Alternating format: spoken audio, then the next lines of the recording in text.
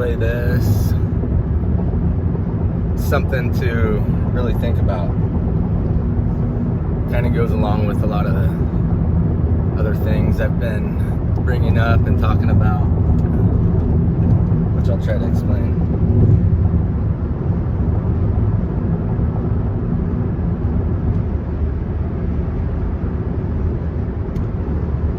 It is also the experience of those who no longer choose to participate in such rituals to be treated as outcasts by other members of their communities.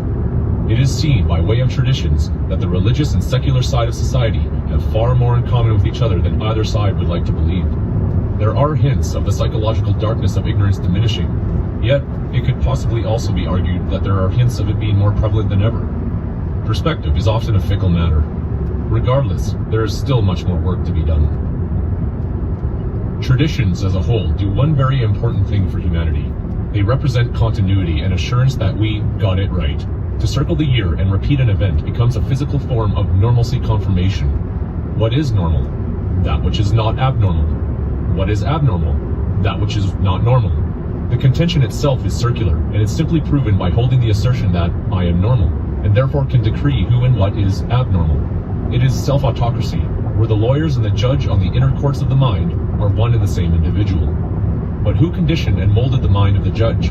Where did all the ideas about what normal looks like originate? How much of this is simply a pattern of influence and cognitive manipulation? Molded patterns of the mind become like graves, where the mentally buried corpses of perception are mistaken as prized pearls of wisdom, sealed away until their day of resurrection arrives at some random moment in seemingly judicious conversation. It is forgotten that truth can be compared to the seasons of nature, constantly changing and evolving. Only a dead thing is invariable, incapable of adjustment in any regard. This makes its characteristics completely known all of the time, and is therefore deemed to be a sure thing, safe in its complete and total consistency. Yet, not even an actual corpse stays in the same state for even a moment, as nature's laws are ever at work to rearrange its composition. One form of matter alternates into other forms. The easily observable and ironic paradox is clear. The only thing that cannot change is change itself. In the fight against this, humanity has built for itself multitudes of shrines dedicated to the worship of immutable constructs held up as revered safeguards against the terrifying vagaries of the unpredictable future. A future that continues to force its way into each of us, regardless of any belief system we hold against it. It may be stated that nature could be proven to be quite predictable. One season follows the next one, and this goes around in a circle every year. Yet, nature is also very unpredictable with the effects of what those seasons bring, and this makes it very much alive. A dead construct or set of ideas is predictable, but a living force is incalculable. Who knows what creative efforts can be drawn up at any given moment to solve and make it through any situation. And knowing this in one's heart provides endless untapped reserves of resilience and also opportunity. When one is stuck on a singular idea or way of doing things, that sets the mind in solid concrete and makes one completely vulnerable to the effects of ulterior forces. The heart does not operate in this manner, as all it sees is abundance and life. The heart is the master of the unknown, something the mind has forgotten and fought against since time began. While the mind was busy building up inventories of fear and the dead, that space inside of us that is linked with the eternal has been the true guide, patiently, endlessly awaiting that creative action which will open the prison doors to this essence within each of us that has been locked away for an eternity. The mind is endlessly chattering, for it wants to be the only thing that is listened to and followed. There is, however, a voice far deeper that calls out within each of us. It is far more subtle and less obvious. That deeper voice can only be heard in the silence. One forgets about the silence when believing there is somewhere to go or someone to become. The heart is already completion. Where is there to go? Who is there to become? The cycle repeats itself in an endurance race of regrets. How it has almost altogether been forgotten to be creative for the very sake of creativity itself. Instead, always awaiting the opinions and judgments of others who are also themselves chasing after the same deified idols of glory, fame, riches, and even acknowledgement.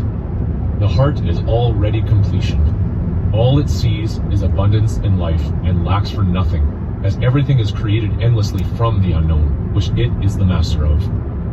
What a world humanity could create if it recognized this. What a universe and multiverse humanity could create if it recognized this. If only humanity could recognize this again.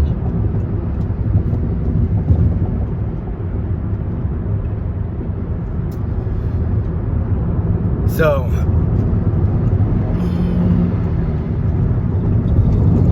basically, I mean, when listening to stuff like this, it takes a lot of, you got to really focus on what's actually being said. And if you're not really in the right state, I mean, you can listen to it several times and not really grasp what's actually being said. And this happens all the time. You know, I've read, you know, all sorts of books on, you know, various subjects and stuff, and you think that you really picked up on what it was saying, and then you know, a year later or 2 years later, you open up the same book and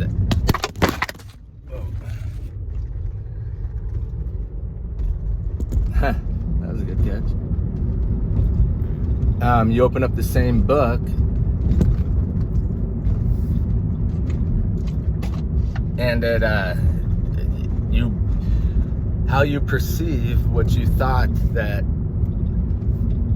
what you picked up from it previously is completely different. You pick up far more and you understand things more on a deeper level. This is part of just the layers and layers and layers that I've been discussing, and the perception and perspectives of others that I feel is so important to try to understand when it comes to dealing with other people that you may, you know, initially disagree with, or that you have a preconceived idea about. You know, all these things that a lot of people will initially just quickly judge and assume when dealing with people. Judge and assume things that they say, or assume that they understand what they're trying to say. And this is happening all the time, you know, on all levels. I'm seeing it everywhere. And people, I mean, myself personally, I feel like it can be really dangerous in a sense, because if we're really trying to create and affect the most amount of change, acting in that way is not beneficial at all. It's actually just perpetuating the problem, and it's exactly what the actual dark wants. Because, and I'll try to give an example here real quick.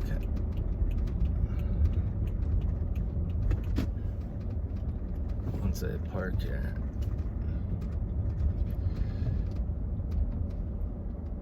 Because when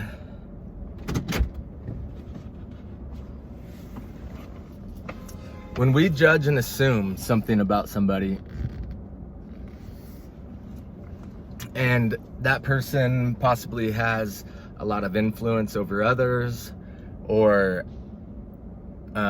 you know, in a position to be able to make certain things happen, or whatever it may be, just even on an individual level, just interacting and dealing with each other, if we have different opinions and different beliefs, which, you know, these limiting beliefs are, and programs, you know, everybody's dealing with it. And it takes a lot of work and a lot of effort to really dissolve these limiting beliefs and these programs. And many times people think that they are awake and they think they understand, and especially within the alt media and all this stuff, they think that they have the truth, and they, you know, they know what's right, they know what's going on. But from my experience, especially recently, there's more layers that haven't been pierced through. If you're really thinking in that way, and if you're judging and assuming things about others and wanting to create change towards something pure, something, you know, of freedom absolute, and just coming from that heart energy, that love, and understanding just the natural order of things. But when you are doing those things, that's still part of a program. And there's things that the darks like put in place basically to just keep people divided and pitted against each other is the most powerful weapon. This is exactly what media is for. It's, you know, all the different structured religions, you know, race wars, the whole political side of things, just everything. And you know, we're all guilty of these things. To act like we're not, and to act like we know, you know it all in a sense, or, you know, act in a wrong way and not self-correct. Like, we need to learn to self-correct. If we're not coming from this pure intention, I mean, really, it all comes down to intention for me, because if you have this right pure intention, kind of what they're talking about, like coming from the heart, then you're aware, and you understand what that is and what that energy is, you know, coming from the heart, and not these preconceived mind programs and, you know, all these things that we've been programmed into with all these false and limiting beliefs that we're stuck and we're holding on to. If we aren't able to open our minds enough and constantly staying open, we'll get stuck on different levels. And sometimes we'll be stuck for, you know, weeks to months. Sometimes it's years. Sometimes it's a lifetime. Thinking that we have it all. We figured it all out. We're exiting the matrix. We think we have it right. We have the truth. But there were still traps and levels to keep people stuck in these areas, from completely ignorant down here, like majority of the populace probably, to, you know, learning about, you know, some of these things, like, you know, when it comes to the political side, when it comes to other things going on in the world with the child trafficking, this dark evil side, secret societies, all these things, to, you know, deeply understanding the unseen side of things, to you know, really going on a spiritual level, and like really learning to and just diving deep in that whole area, and it just keeps going. And eventually, you know, like I said, some people get stuck and they think they have it right, and then they'll judge and they'll assume things about others, or they're not willing to understand other people's perspectives because they're polarizing so quickly, and they have these preconceived thoughts and ideas, which is a program to keep people divided. Even when you are, you know, you're right in a sense, sometimes there's just something small missing, that it takes you actually taking the time to understand them, staying in this neutral stance, not in polarity where you're like completely resisting what somebody's trying to say or what, because this, you know, this is an opportunity to help them, or they possibly know something that you don't. And if you're not open to this, and you're not aware and catching this and self-correcting, you know, it can be dangerous. I feel it can be really dangerous, because the only way to find out for certain when it comes to a lot of things, if you're trying to find out if someone's like controlled opposition, you know, has some negative agenda, there's all these different things going on all over the place, and you know, and it's definitely out there. But to quickly assume because somebody else said something about somebody. You know, I'm seeing this like on the alt media with a lot of different people. And I used to do the same thing.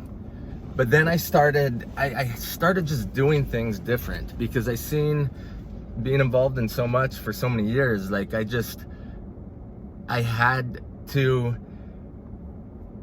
try to look for the disconnects and what wasn't working, you know? And when you do that, you don't do any good, because if you're wrong about that and you haven't taken the time, and this is what I mean, because you can be almost certain, but if you're not 100% certain by directly some sort of proof or facts that you know that, you know, somebody did or they're involved with something specifically, then it's not good to do this. Because if you take the time to actually get to know them, to talk to them, to really bring things up in the right way, this is where you can find out if they actually have some other agenda, they're pushing some other narrative, if they're stuck in some limiting beliefs. But really what's important is to find out what's in their heart, what their intentions are, who they are as a person. That's what matters. You know, it really comes down to that pure intention. That's what matters. Because you can change people too. You know, if they have a pure intention, they're gonna be open to hearing other things. They're gonna be open to collaborating and working with others that also have pure intentions, but have expertise in certain areas where they can really help out, and different perspectives coming together. So I feel this is just so important right now. It's one of the major things that I feel each individual needs to start considering and thinking about, is this whole duality, addictive thinking, and polarizing one side or another when you disagree with somebody, or assuming and judging somebody without actually knowing something for certain, just because this is also a program where they want you to think this about certain people or certain like avenues that somebody may be talking about. So we don't join forces. So we don't create alliances and start organizing around what's right. And I'm just saying, if you have that pure intention, if you're coming from love, then if you have that and the other person has that as well, then you will be able to find out by actually interacting with them. Because if they don't, if they're pushing some agenda, or there's somebody else behind them manipulating them, or they are stuck on some narrative, they will be closed off to hearing what you have to say, and not open, and just everybody, each individual person needs to do this. Like for me, it's drives me nuts sometimes, because I've set out to find certain people all around the world on all levels that I feel can help with changing the world to a more positive, create this new paradigm, create a world of abundance and all these things. And there's certain people that are really have a lot of influence or in a position to be able to do certain things that I feel have good intentions. They really do. But that the dark is, there's certain things going on keeping certain people from coming together. Or it's themselves just being difficult and having those limiting beliefs, and like basically not staying open and willing to try to understand other people so we can work together.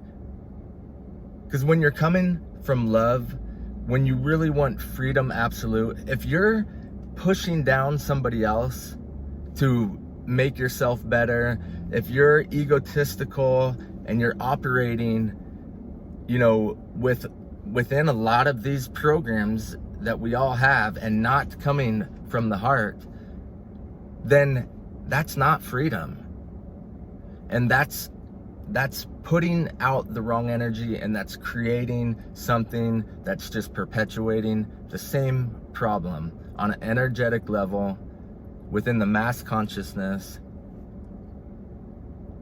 So I just really feel if you're truly coming with pure intention, coming from truth, seeking that truth, and have a good heart and have compassion and care about others, and are looking at things not as what's going to benefit me, but what's going to benefit all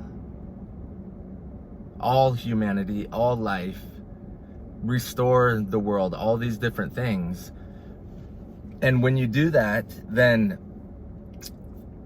you will stay open, and you'll take the time to understand other people's perspectives and try to find out what their actual intention is. Because like I said, I think it's more dangerous and more damaging to just push certain people away that could really help or has a lot of influence over many people or whatever it may be, and take the time to find out for certain. Because there's people even that were involved in things or possibly worked for one of the agencies, or, you know, a member of one of these families, or, you know, worked for the United Nations, or whatever it may be, you know, was in a high level of the bank. There's many, many, many of these people that most people would completely just write off and think they're bad, that they're actually trying to do good things. And people are judging them and assuming things so quickly about them. That's just gonna keep things divided, because other people who are truly coming with this pure intention, that know those people, and they know that it's lies about them, they know them personally, and they influence a certain group. They know if another group's saying something about them, then it's just gonna create, it's just gonna keep the division going. Because if they're coming from that pure intention, they know what they know. They know their truth. We all have different truths. We're all on different levels. We're all going through different layers. We have to come with this pure intention from the heart. Not let these programs of the mind, the duality, the polarity control us and our thinking. That's really what needs to happen. We all have pieces of this puzzle, and we all have certain talents and abilities and knowledge and information that can really help and unlock and activate others. So anyway, I think it's important.